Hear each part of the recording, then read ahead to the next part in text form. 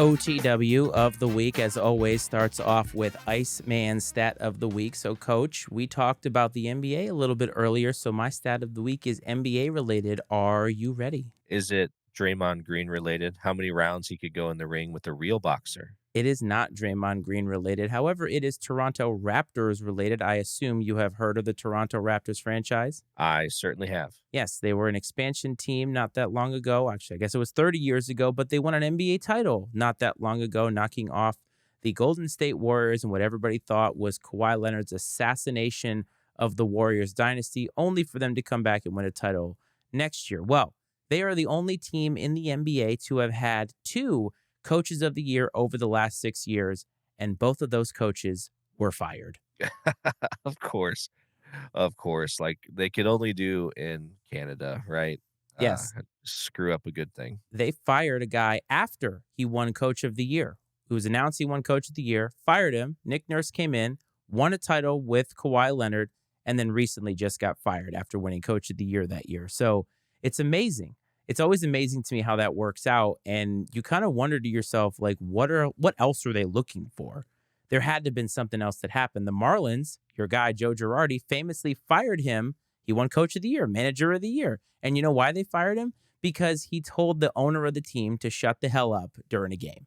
I mean, that's probably a fireable offense, I guess. But he probably could think then they probably did him a favor by firing him from that putrid franchise. But I think that you're talking about head coaches in the NBA. In my opinion, I feel like it's the most overrated head coach in all of sports. Not overrated. What am I saying? Meaningless, basically. I'm not saying that there aren't great ones. Phil Jackson, Greg Popovich, some of those guys, even Steve Kerr, you could throw in that category. Pat Riley. I don't think. I mean, look at Eric Spoelstra, what he did with LeBron and Dwayne Wade and those guys. I mean, I don't think Eric Spoelstra is on anyone's list of great NBA coaches. Probably, maybe, I'm not sure, but I feel like the star power is more relevant than the coach. The players are more important to the success than whoever the coach is. I think you can overcome a mediocre coach, but you can't overcome lesser talent in most cases in the NBA, where I think other coaches are more impactful in some of the other sports.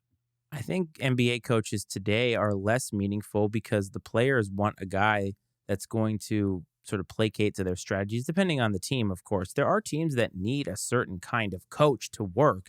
And I think that that will always be the case. But all the guys that you named, I mean, they had the luxury of playing with some of the all time greats. And you have to ask yourself, sometimes a good coach is the guy that you talked about is seen but not heard, especially when you have a lot of talent and superstar talent.